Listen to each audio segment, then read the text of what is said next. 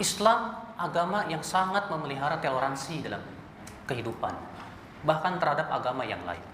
Bapak tahu tidak, Pak? Ketika Rasulullah mengirim pasukannya, di antara wasiat yang Rasulullah sampaikan kepada panglima perangnya apa? Jangan membunuh wanita, jangan membunuh anak-anak, jangan menebang pohon, jangan menghancurkan tempat-tempat ibadah, jangan membunuh orang yang mencari keamanan di sana.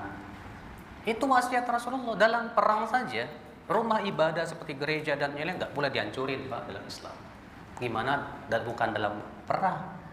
Makanya pemboman terhadap gereja bukan dari Islam itu sama sekali. Saya mau tanya sama antum. Ketika kaum muslimin menguasai Spanyol, ada tidak satu gereja saja yang dihancurkan? Enggak ada. Ketika di zaman Umar bin Khattab menguasai Yerusalem, ada enggak gereja yang dihancurkan? Enggak ada. Enggak ada sama sekali, Pak. Bahkan ketika Spanyol dikuasai oleh kaum muslimin, sekolah-sekolah mereka dipelihara, vihara-vihara mereka dipelihara, pendeta-pendeta mereka dijaga, kepemimpinan mereka ditetapkan. Silahkan beragama sesuai dengan agama masing-masing. Masya Allah ya akhwat Islam, azakumullah. Sebetulnya Islam yang paling paham tentang mana toleransi, Pak. Tapi Islam pun punya batasan-batasan dalam masalah toleransi. Masalah akidah, lakum dinukum waliyadi. Bagimu agamamu, bagiku agama. Masalah akidah tidak ada tawar-menawar. Silakan Anda beribadah di gereja Anda. Kami tidak akan mengganggu Anda kok. Tak perlu ya mengeluarkan pasukan untuk menjaga mereka sebetulnya, Pak. Ya, kalau kaum muslimin paham. Ya, nggak perlu, karena kita sudah diajarkan oleh agama kita untuk menghormati mereka. Silakan Anda beribadah di tempat Anda. Kami tidak akan mengganggu Anda. Itu yang diperintahkan oleh agama kami. Tapi kalau Anda menginginkan kami mengikuti perayaan Anda, tak dulu. Misalnya kita disuruh mengucapkan selamat ya hari besar mereka, oh enggak bisa, karena ini masalah akidah. Ranah akidah, lakum dinukum waliyadi. Bagimu agamamu, bagiku agamaku. Silakan Anda melakukan, kami tidak akan ganggu. Makanya agama yang sangat toleransi terhadap agama yang lainnya Islam, Pak. Sekarang kalau kita mau lihat sejarah ke belakang, bagaimana toleransi Islam terhadap agama yang lainnya, aduh jangan tanya, Pak, luar biasa, ajib. Ya.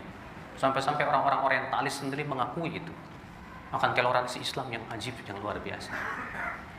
Tapi lihat, Pak, ketika Salibis menguasai Spanyol, ketika Spanyol kembali dikuasai oleh Salibis, 3 juta kaum muslimin disembelih habis, masjid-masjid dihancurkan, mushaf-mushaf dibakar, buku-buku kaum muslimin dibakar habis.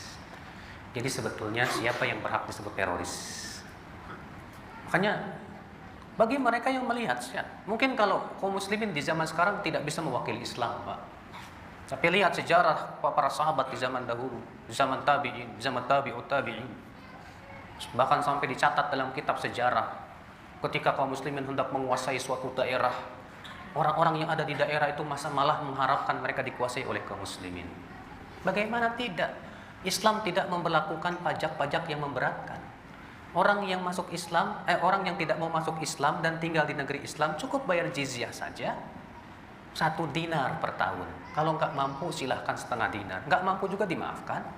Islam memudahkan, tidak memberikan pajak-pajak yang sangat memberatkan mereka.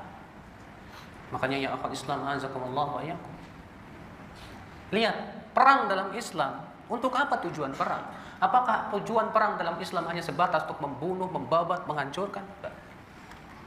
Allah mengatakan waqatiluhum hatta la takuna fitnah. Perangi mereka sampai tidak ada lagi fitnah di muka bumi. Ternyata tujuan perang dalam Islam itu untuk menegakkan keadilan, mengentaskan kezaliman. Ternyata tujuan dalam Islam itu ya akhwat Islam, azakumullah, mulia sekali.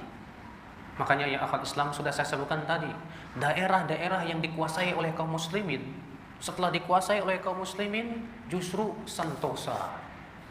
Ya. Masya Allah, damai luar biasa. Diberikan oleh Allah berbagai macam apa? Ya, kemudahan-kemudahan dalam fasilitas hidup dan yang lainnya.